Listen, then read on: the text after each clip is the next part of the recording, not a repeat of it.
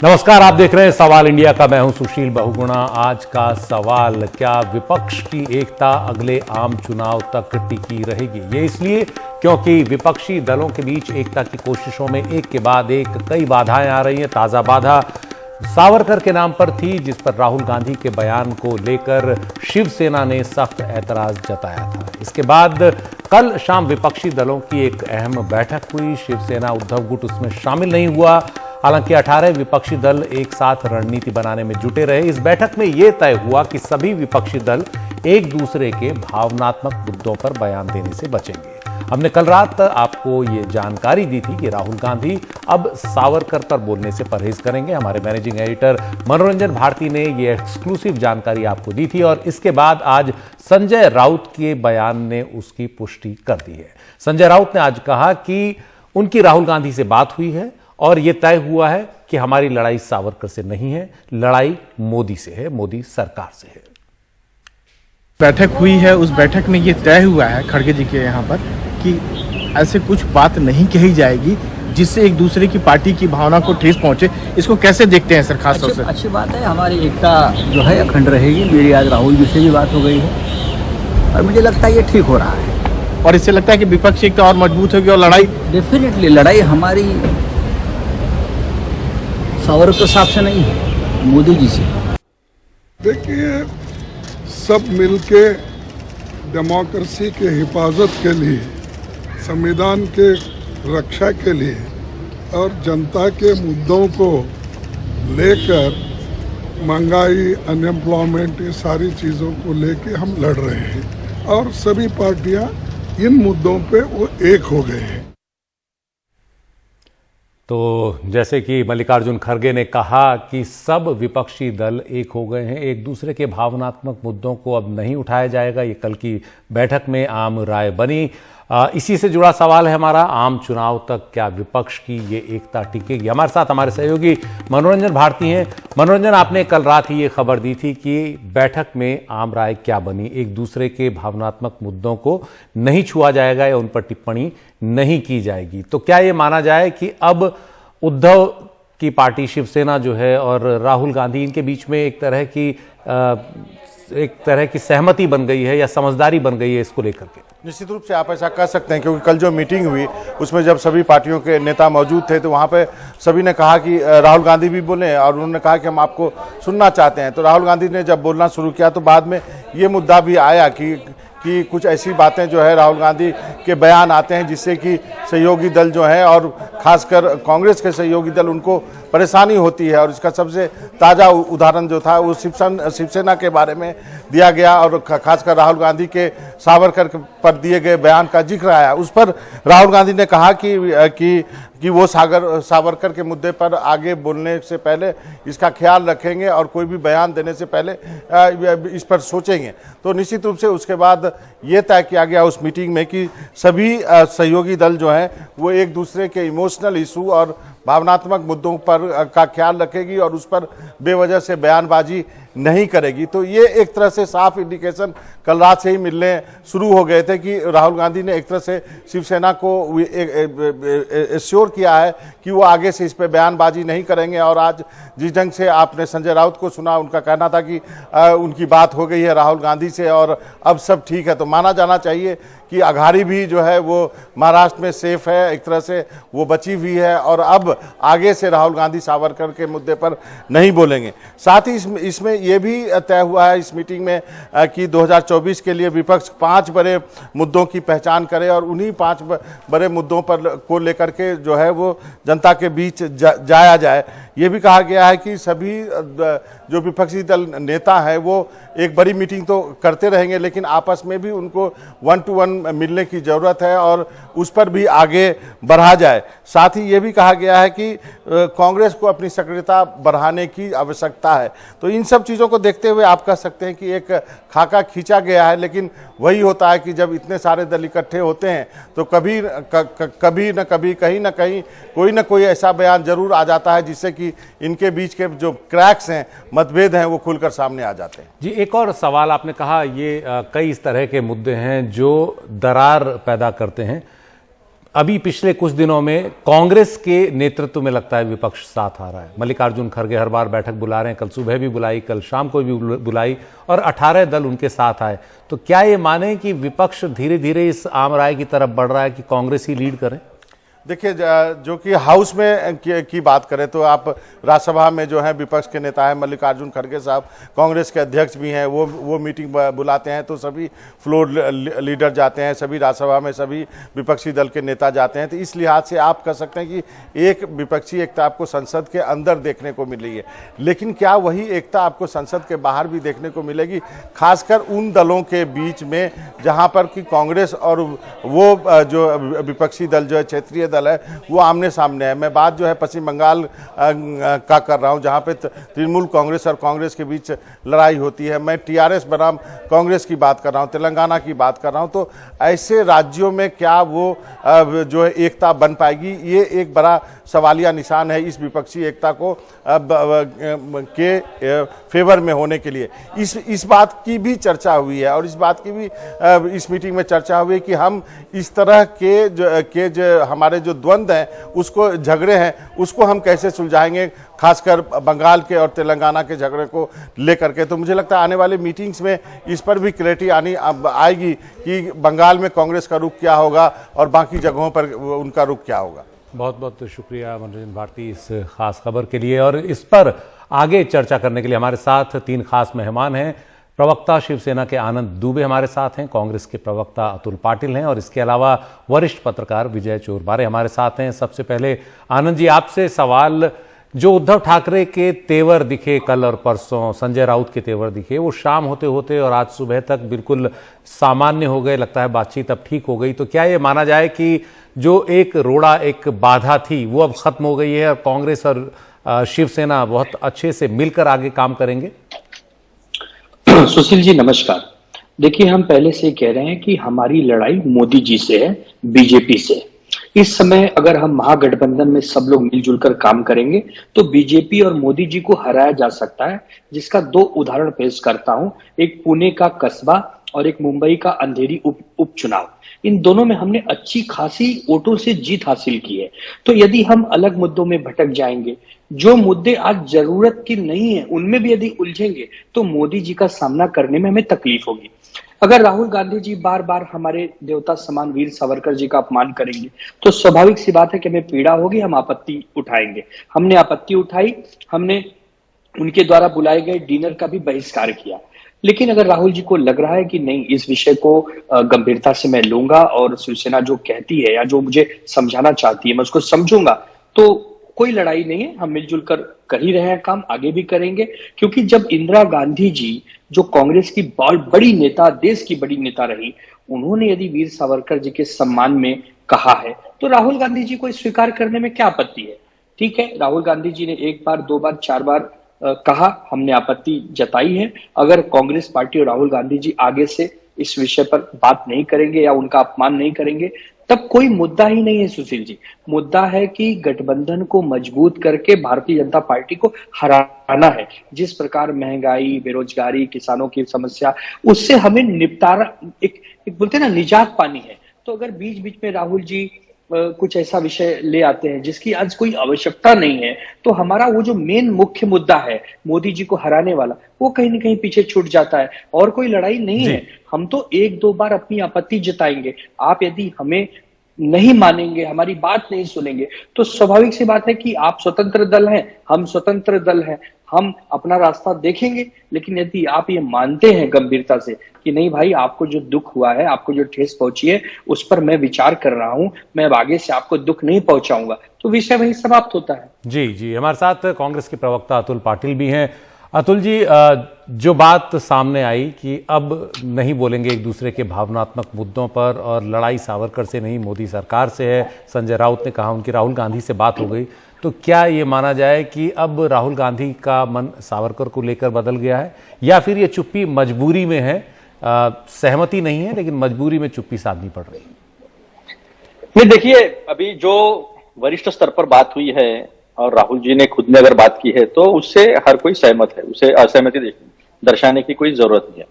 लेकिन एक बात तो ये तय है कि हमारे में संवाद है, कुछ बातों के आनंद के जरूर मैं बोल सकता हूं, लेकिन बोलूंगा नहीं आज। तो संवाद जो है वो दोनों पार्टियों के बीच में बना हुआ है, और कोई ऐसी बात नहीं थी कि हम एक दूसरे के टेबल पे बैठकर बात नहीं हो सकती। बात तो हुई है, और ये बात एकदम सही है कि आज लोकतंत्र को बचाने की लड़ाई हम लड़ रहे हैं, आज संविधान को बचाने की लड़ाई हम लड़ रहे हैं, आज आम आदमी जिन जिन चीजों से, जिन जिन समस्याओं से जूझ रहा है उसके लिए इकट्ठे आए थे। एक विपरीत परिस्थिति में महागठबंधन जो है हमारा, महाविकास आघाड़ी का, वो बना है। और जब वो गठबंधन जब बना तो दोनों की विचारधाराएं दोनों को अच्छे से मालूम थी, लेकिन अहम बात ये थी कि जिस तरह से प्रादेशिक दलों को खत्म करने की बात खुले स्वरूप में हो रही है, हमारे साथ आइए, हम आपको आएंगे तो भी खत्म करेंगे, नहीं आए तो भी खत्म करेंगे। नड्डा जी का एक स्टेटमेंट आपने देखा होगा, वो काफी अलोकतांत्रिक बात थी, लेकिन मीडिया में उसकी चर्चा नहीं हुई, ये काफी दुर्भाग्यपूर्ण है। नड्डा जी ने कहा था कि 2024 के बाद कोई भी प्रादेशिक दल नहीं रहेगा। फिर जिस कांग्रेस ने स्वाधीनता संग्राम में इतनी आहुतियां दी, स्वाधीनता संग्राम किया अंग्रेजों के साथ, और इस देश को एक मजबूत लोकतंत्र दिया, 70 साल में इस देश की जो पीढ़ियां है 1947 से लेकर 2014 तक, वो सारी पीढ़ियों ने इस देश में एक मजबूत लोकतंत्र देने का काम किया है। तो ये जो धरोहर है, जैसा कि राहुल जी ने कैम्ब्रिज में कहा था, ये दुनिया की धरोहर है भारत का लोकतंत्र। तो इस लोकतंत्र को बचाना हमारी एक नैतिक ही नहीं तो एक व्यावहारिक जिम्मेदारी है कांग्रेस की, और कांग्रेस वो जिम्मेदारी निभाने के लिए जो भी त्याग करना पड़ेगा वो त्याग करेगा, क्योंकि देश बड़ा है, देश के आने वाले पीढ़ियों के लिए ये लोकतंत्र बचाना जरूरी है। और आने वाली जो समस्याएं हैं लोगों की, चाहे महंगाई हो, चाहे बेरोजगारी हो, जिस तरह से लोगों पे जीएसटी लादा जा रहा है, जिस तरह से एक प्रॉब्लम सामने खड़े होते आपकी बात बिल्कुल उसे लड़ना बहुत जरूरी है। जी, मेरे साथ वरिष्ठ पत्रकार विजय चोरमारे भी हैं। विजय जी, आपने सुना दोनों ही पार्टी के प्रवक्ताओं को, क्या आपको लगता है कि ये तो एक मुद्दा था, लेकिन ऐसे कई और मुद्दे हैं, पश्चिम बंगाल को आप लें, तेलंगाना को आप लें, दिल्ली को आप लें, कई राज्य हैं इस तरह के जहां की कांग्रेस की स्थानीय पार्टियों के साथ पटरी नहीं बैठती। तो आपको लगता है कि जो ये चुनाव से पहले आम चुनाव, मतलब अगला 1-1.25 साल जो है, तब तक ये एकता बनी रह पाएगी जो अभी पिछले कुछ दिनों राहुल गांधी को मानहानि के मामले में सजा के मसले पर एकता बनी है, वो टिकेगी अगले 1-1.25 साल? सुशील जी, अगर विपक्षी एकता की बात करें तो मुझे लगता है कि ये एकता आगे तक नहीं जा सकती, क्योंकि इसमें जो विपक्षी नेता है, ममता बनर्जी हो, केसीआर हो, और कोई नाम ले सकते हैं, मगर इनके अहंकार इतने बड़े हैं कि वो कांग्रेस के साथ या और किसी भी पार्टी के साथ एक साथ आने के लिए और बीजेपी के खिलाफ लड़ने के लिए तैयार नहीं होते। इनको इन कई नेताओं के मैंने नाम लिए, इसमें इनकी मनोभूमिका यही रहती है कि बीजेपी के खिलाफ लड़ेंगे मगर नेतृत्व तो हम करेंगे। ये तो नहीं हो सकता ना। अगर कांग्रेस जैसी बड़ी पार्टी है, पूरे देश में फैली हुई पार्टी है, तो नेतृत्व तो शायद ही उसी पार्टी के पास रहेगा। मगर दूसरी बात तरफ देखेंगे तो कांग्रेस भी अहंकार में दिखती है। बड़ी पार्टी की यही जिम्मेदारी रहती है कि छोटी छोटी पार्टियों का सम्मान रख के उनको साथ लेके आगे चलना पड़ता है, मगर कांग्रेस आज तक वैसा करते नहीं दिख रहे हैं। इसलिए मुझे लगता है आगे तक नहीं जा सकता। इसमें ये बात बेहतर रहेगी कि जिन जिन पार्टियों की जिस जिस राज्य में ताकत है वो अपने अपनी जगह बीजेपी के खिलाफ लड़े, और बीजेपी की जो सीटें है वो सीटें जितनी कम कर सके उतनी कम करे। मुझे लगता है यही प्रायोरिटी रहेगी विपक्षी पार्टियों की। अगर यही प्रायोरिटी रहेगी तो ही वो बीजेपी को अच्छी तरह टक्कर दे सकते हैं। दूसरी बात, जी बोलिए। दूसरी बात में एक बात जो छूट गई, सावरकर के बारे में दोनों ने जो कहा, तो मुझे लगता है कि उद्धव ठाकरे ने जो भूमिका ली उनकी मजबूरी है। क्योंकि ऐसा है, जब उद्धव ठाकरे ने बीजेपी से रिश्ता तोड़ के कांग्रेस और राष्ट्रवादी कांग्रेस के साथ जो अलायंस महाविकास आघाड़ी बनाई, तब से उद्धव ठाकरे के खिलाफ हिंदुत्व के बारे में कुछ सवाल पूछे जा रहे थे, बीजेपी की तरफ से पूछे जा रहे थे, उनके विरोधी की तरफ से पूछे जा रहे थे। शिवसेना में जो बड़ी दरार आई, एकनाथ शिंदे बाहर निकले, उस वक्त भी ये हिंदुत्व की ही दलील दी गई उनकी तरफ से। इसी वक्त मुझे लगता है कि जब उद्धव ठाकरे की मुंबई के बाहर, मुंबई में मराठी मानुस, यही उनका एजेंडा पहले से है और अब आज भी है, मगर मराठी मानुस के साथ हिंदुत्व का भी एजेंडा है और महाराष्ट्र में उनका हिंदुत्व का एजेंडा चलता है जी। ऐसे में सावरकर के खिलाफ कोई बात कहे और शिवसेना उस पर कोई रिएक्शन नहीं दे, तो उनकी जो अपनी वोट बैंक है वो वोट बैंक को भी खतरा दिखता है। इसलिए मुझे लगता है उद्धव ठाकरे ने अग्रेसिव भूमिका ली है। जी अतुल पाटिल जी, आपने विजय चोरमारे जी को सुना, उनको नहीं लगता कि ये एकता जो है आपके विपक्ष की ये लंबी टिकेगी, अगले आम चुनाव तक टिकेगी, क्योंकि कई राज्यों में विरोधाभास हैं।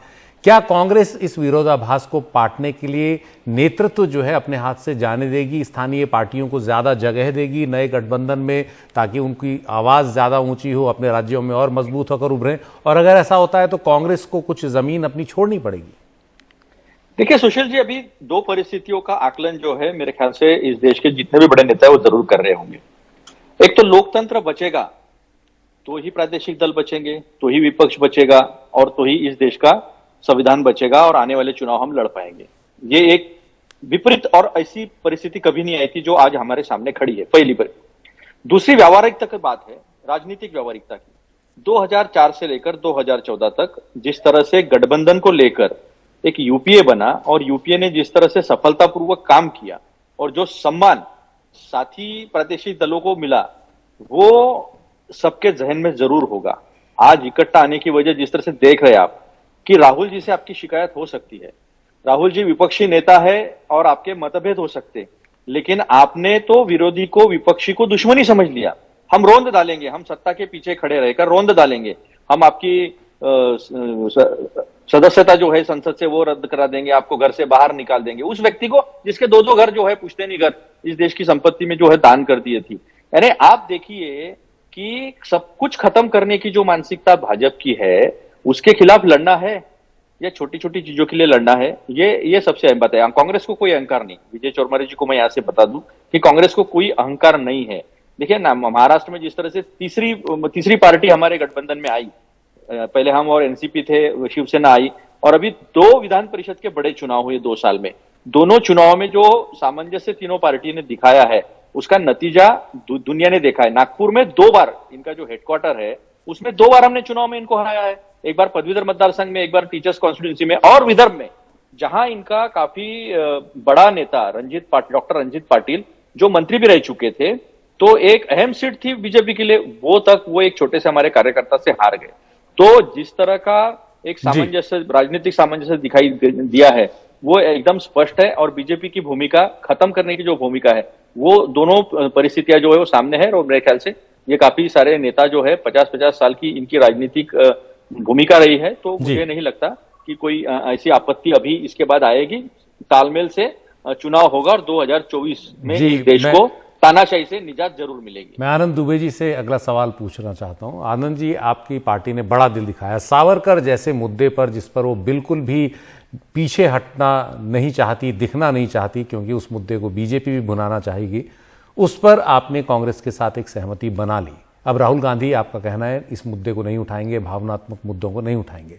लेकिन क्या आप ही की तरह बड़ा दिल ममता बनर्जी दिखाएंगी? क्या केसीआर दिखाएंगे? क्या अरविंद केजरीवाल दिखाएंगे? इस तरह के जो स्थानीय क्षत्रप हैं, जिनकी बड़ी महत्वाकांक्षाएं हैं दिल्ली में, क्या वो इस तरह का बड़ा दिल दिखा पाएंगे? जरूर दिखाएंगे। जब सबका मकसद एक होता है, सबका उद्देश्य एक होता है, तब सब एक मंच पर आते हैं। लेकिन अभी तक तृणमूल ने कहा है कि उसकी एकता सिर्फ राहुल की मानहानि वाले मुद्दे पर ही टिकी थी और किसी मसले पर अभी वो उसने सहमति नहीं जताई है। तृणमूल कांग्रेस ने साफ कहा कल। आप तो इतने वरिष्ठ पत्रकार हैं। राजनीति संभावनाओं का खेल है। राजनीति में कभी भी संभावनाएं मरती नहीं है। जब 25 दलों को इकट्ठा करके पंडित अटल बिहारी वाजपेयी जी सरकार चला सकते हैं, तब हम 25-50 लोगों को मिलकर सरकार भी बना सकते हैं। जिसने इतिहास में पुनरावृत्ति की हो किसी चीज की, वो वापस भी हो सकती है।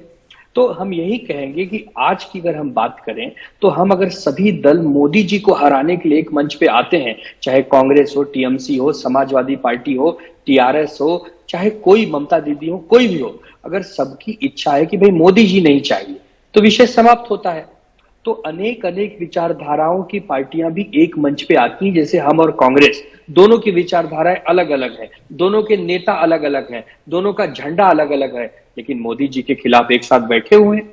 हम अगर कोई बात हमारे मन में मन दुख होता है तो हम अपने साथियों से ही तो कहेंगे, हम और तो कहीं जाके कहेंगे नहीं विपक्षियों से। तो हम अगर हमें कोई मन दुख हुआ है, हमने कांग्रेस से कहा, कांग्रेस ने उसको मान लिया, विषय यहीं समाप्त होता है। ऐसे ही ममता दीदी, अखिलेश यादव के और अरविंद जी के जो मतभेद है उसे भी बैठ के कांग्रेस सॉल्व करे। इसीलिए हम कह रहे हैं कि अब समय कम है, अब इन छोटी छोटी विषयों पे उलझने की बजाय बड़े काम पर लगना है।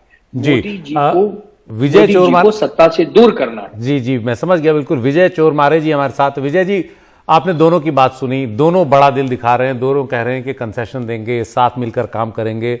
ऐसा पहले भी हुआ है, बड़े बड़े गठबंधन बने हैं, एनडीए, यूपीए और राष्ट्रीय मोर्चा जैसे। आपको लगता है कि क्या कोई ऐसा बड़ा नेता उभर कर आएगा जो इस तरह के कॉन्ट्रडिक्शंस को, इस तरह के विरोधाभासों को पाटने में मदद करे, सबको साथ लाए? क्या कोई इस तरह का संयोजक बनेगा? ये भूमिका भी कांग्रेस निभाएगी? नहीं, मुझे नहीं लगता कांग्रेस या राहुल गांधी भूमिका निभाएगी। ये भूमिका निभाने के लिए दो ही नाम सामने आते, एक शरद पवार और दूसरा नीतीश कुमार का। और ये दो नेता ऐसे हैं जिनकी जो सारी विपक्षी पार्टियां हैं, सारी विपक्षी पार्टियों के साथ अच्छे संबंध है, अच्छे रिश्ते हैं और अच्छा डायलॉग है।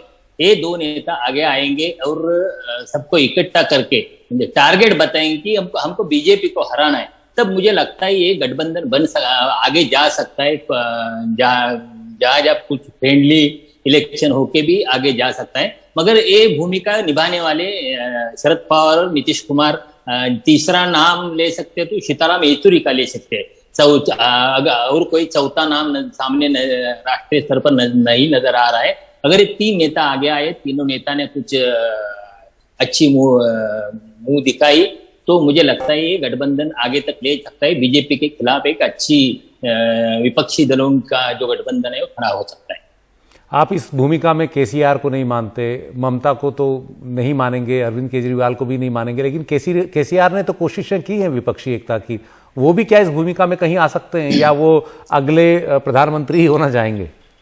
नहीं सुशील जी, मुझे ये दिखता है कि केसीआर या ममता बनर्जी और अरविंद केजरीवाल ये तीनों खुद को प्रधानमंत्री पद के दावेदार समझते हैं। इसीलिए मुझे लगता है ये, और उनके पास उनका बड़ा अहंकार है। वो अगर कल बीजेपी का सरकार आज आ सकती है उनके समर्थन से, तो ये तीनों दल बीजेपी के साथ भी जा सकते हैं, इसमें कोई दिक्कत नहीं है। मगर एनसीपी नहीं जा सकती आगे, लेफ्ट फ्रंट नहीं जा सकती। नीतीश ने भी अब बता दिया है कि आगे से बीजेपी के साथ नहीं जाएंगे। मुझे लगता है ये विपक्षी दलों को एक विश्वास भी, नेतृत्व के बारे में विश्वास भी दिलाना पड़ता है नेता को। तो ये तीन नाम छोड़ के मुझे कोई चौथा नाम राष्ट्रीय स्तर पर नहीं दिख रहा है। एक नेता हैं जिनकी हम लोग बात बहुत कम करते हैं, नवीन पटनायक, उड़ीसा के मुख्यमंत्री। ना काहू से दोस्ती, ना काहू से बैर, मतलब इस तरह से वो चलते हैं, अपने राज्य में काम कर रहे हैं। क्या उनकी कहीं कोई भूमिका हो सकती है, या वो बीजेपी से ही अलाइंड रहेंगे, या उनको भी साथ लाने की विपक्ष कोशिश कर सकता है?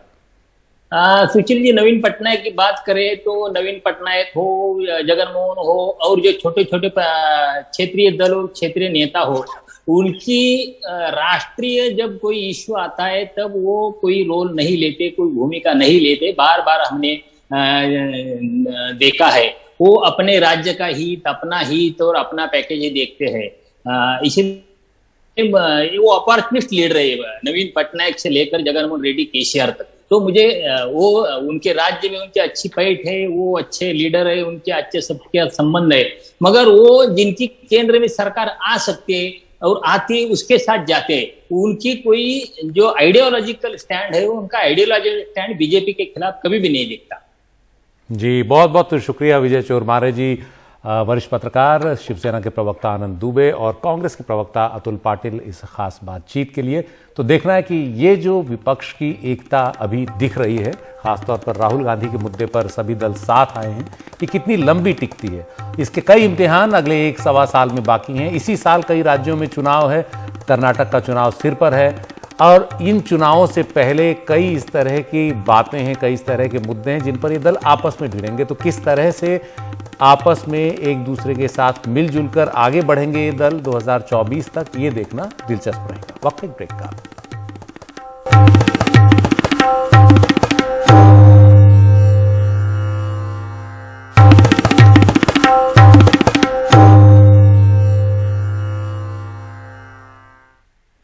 खालिस्तानी अलगाववादी अमृतपाल सिंह को भागे हुए 11 दिन हो गए, फरार चल रहा है और उसकी जांच पंजाब पुलिस तमाम एजेंसियां कर रही हैं। इस बीच एनडीटीवी को अमृतपाल का एक और एक्सक्लूसिव फुटेज मिला है। बताया जा रहा है कि वो कुरुक्षेत्र से दिल्ली आ गया और उसने अपनी पगड़ी हटा ली है, अपना हुलिया बदल लिया है। 21 तारीख को अमृतपाल सिंह और उसका सहयोगी पप्पलप्रीत दिल्ली में देखे गए। सीसीटीवी से बचने के लिए उन्होंने मास्क लगा रखा था। ये वही सीसीटीवी तस्वीरें हैं। हमारे साथ हमारे सहयोगी सौरभ शुक्ला हैं। सौरभ, 11 दिन हो चुके हैं। 18 मार्च को वो पुलिस के शिकंजे से भागा, पुलिस को चकमा देकर भागा और आज 28 तारीख है। इस बीच सीसीटीवी फुटेज तो आ रही है नई नई लोकेशन से, लेकिन अमृतपाल अभी तक नहीं मिल रहा। क्या इसको नाकामी मानेंगे? क्या वो कहीं भाग गया है? क्या स्थिति है इस वक्त? देखिए, बिल्कुल सुशील, नाकामी तो है ही है कि एक ऑपरेशन चल रहा है, इतना बड़ा ऑपरेशन लॉन्च किया, ऑपरेशन अमृतपाल, जिसमें पंजाब पुलिस के साथ साथ सेंट्रल एजेंसीज भी इन्वॉल्व थी। अमित शाह खुद मॉनिटर कर रहे थे सब कुछ, लेकिन फिर भी अमृतपाल फरार हो गया। जो सीसीटीवी फुटेज हम दिखा रहे हैं वो दिल्ली का है। अमृतपाल ने सबको धोखा देने के लिए, क्योंकि 18 तारीख से पहले अमृतपाल को भले ही आम लोग नहीं जान रहे थे पंजाब के बाहर, लेकिन जब 18 तारीख को ये ऑपरेशन अमृतपाल हुआ तो अमृतपाल की तस्वीरें हर जगह सोशल मीडिया पर हो या मीडिया पर हो, टीवी पर हो, लोगों ने देखी। तो अमृतपाल को लगा कि वो भागेगा और अपने पुराने भेष में रहा तो पकड़ जाएगा, तो उसने अपने हुलिया बदलना शुरू किया। तो ये तस्वीर 21 मार्च की है, यानी पिछले मंगलवार की है। ये दिल्ली के एक इलाके में अमृतपाल को बिना पगड़ी के देखा गया है। उसमें अमृतपाल के लंबे बाल दिख रहे हैं।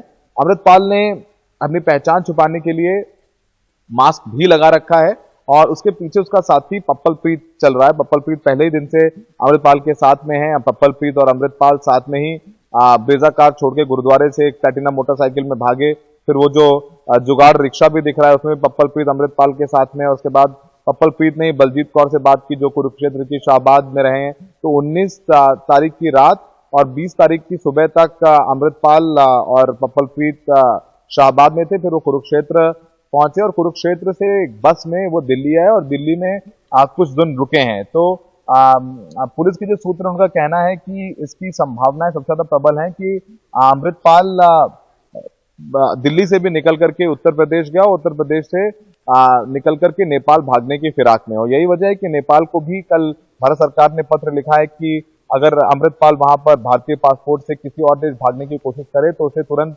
रोका जाए और भारत सरकार से बातचीत करके उसे भारतीय एजेंसियों के सुपुर्द किया जाए। अमृतपाल एक भगोड़ा है, उसके खिलाफ कई संगीन मामलाएं भारत में दर्ज हैं और यही वजह है कि अमृतपाल भी जानता है कि अगर वो भारत में रहा तो देर सवेर पकड़ा जाएगा। तो वो चाहता है कि वो उत्तर प्रदेश से नेपाल होकर के कनाडा या फिर अमेरिका पहुंच जाए, जहां पर अब उसके जो साथ देने वाले लोग भी हैं, वहां पर सिख फॉर जस्टिस आंदोलन जो लगातार खालिस्तान मूवमेंट को सपोर्ट कर रहे हैं, वहां पहुंच जाए और भारत के बाहर बैठ करके जो खालिस्तान का मूवमेंट है वो चलाए। तो अमृतपाल चाहता है, लेकिन ये तस्वीरें साफ तौर पर दिखा रही हैं कि अमृतपाल ने कितनी तैयारी की थी कि वो पुलिस से कैसे बचेगा। उसने अपना हुलिया बदला और इतनी तैयारी करने के बाद भी कैसे इतना बड़ा इंटेलिजेंस फेल्योर है कि पंजाब पुलिस हो या हरियाणा पुलिस और अब दिल्ली पुलिस भी इन्वॉल्व है, आईबी है और एनआईए है, तो उसमें जितनी भी एजेंसीज हैं देश भर की वो सब लगी हुई हैं, फिर भी एक अमृतपाल को नहीं पकड़ पा रहे हैं। तो एक बड़ी नाकामी जरूर है जी। और इसमें यह भी साफ दिख रहा है कि कुछ लोग निश्चित अमृतपाल की मदद कर रहे हैं इस दौरान जब वो पुलिस को चकमा देकर फरार है। इसमें यह भी कहा जा रहा है कि नेपाल भाग सकता है, उसके नेपाल भागने की आशंका जताई जा रही है। सूत्रों के मुताबिक भारत सरकार की तरफ से नेपाल को भी अलर्ट किया गया है। भारत सरकार ने नेपाल सरकार से कहा है कि उसे शक है अमृतपाल नेपाल में है, वहां से किसी तीसरे देश भाग सकता है, जैसा हमारे सहयोगी सौरभ अभी आशंका जता रहे थे। भारत सरकार की तरफ से अनुरोध किया गया है कि अगर वो भारतीय पासपोर्ट या किसी नकली पासपोर्ट के जरिए नेपाल से भागने की कोशिश करता है तो उसे गिरफ्तार कर लिया जाए।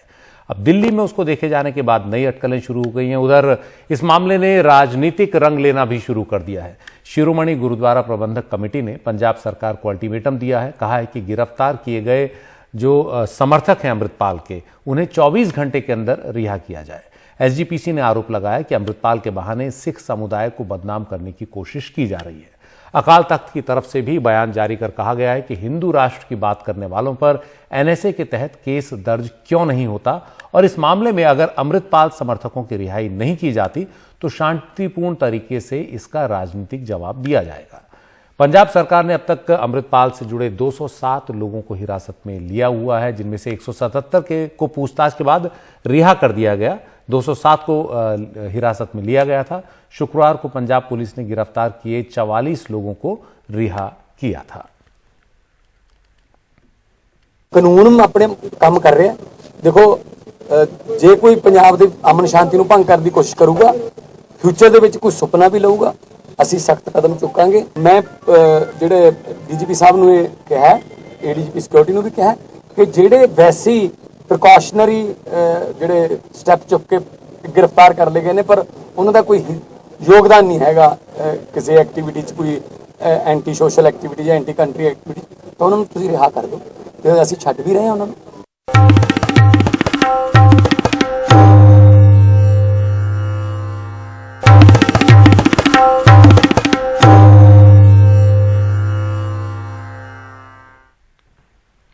2006 के उमेश पाल अपहरण केस में बाहुबली माफिया अतीक अहमद को सश्रम आजीवन कारावास की सजा सुनाई गई है। प्रयागराज की एमपी एमएलए कोर्ट ने आज ये सजा सुनाई। इस केस में अतीक अहमद के साथ दोषी करार दिए गए दिनेश पासी और खान सौलत हनीफ को भी उम्र कैद की सजा सुनाई गई है। प्रयागराज की स्पेशल एमपी एमएलए कोर्ट ने उमेश पाल अपहरण में 7 आरोपियों को बरी कर दिया है और इनमें अतीक अहमद का भाई अशरफ भी शामिल है, जिसे बरेली की जेल से लाया गया था। उमेश पाल के परिवार ने इस फैसले पर नाखुशी जाहिर की है। उन्होंने अतीक अहमद को फांसी देने की गुहार लगाई। उनका कहना है कि जेल में रहकर भी वो अपराध को अंजाम दे सकता है। उमेश पाल का 2006 में अपहरण हुआ था। 2005 में एक बीएसपी विधायक राजू पाल के मर्डर केस में उमेश पाल मुख्य गवाह था, जिसकी पिछले महीने जो है प्रयागराज में दिन दहाड़े हत्या भी कर दी गई जब वो गवाही देकर लौट रहा था। उसी का अपहरण हुआ था 2006 में, जिस पर आज ये फैसला एमपी एमएलए कोर्ट ने सुनाया।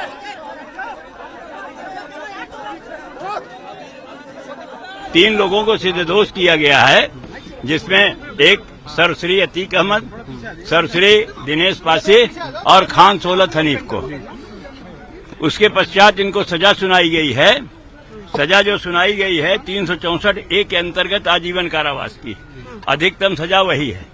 और बाकी में 1 लाख रुपए का छजपूर तीनों आदमियों को देना पड़ेगा, 1-1 लाख रुपया। पुराना खुखार बदमाश है, पूरा आधा डकैत है, वो नोट के बल पे आगे कुछ भी कर सकता है। इसलिए मेरा मुख्यमंत्री से यही एक निवेदन है कि मेरे बेटे जैसे हत्या उसने कराई है, 7 दिन 2 सुरक्षा कर्मी गए हैं, तो इसने खाकी और काले कोट की इसने लिहाड़ी बेइज्जती कर ली, तो इसको फांसी की सजा सुनाई जाए।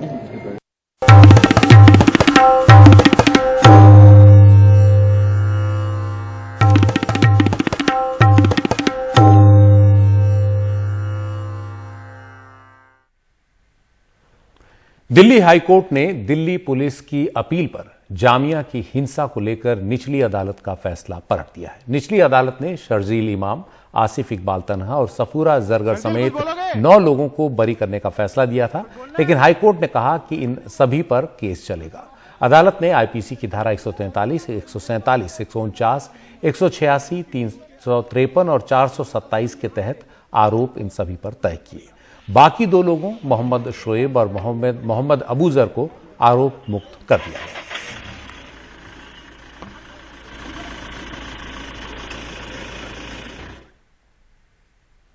सवाल इंडिया का में अभी इतना ही। धन्यवाद।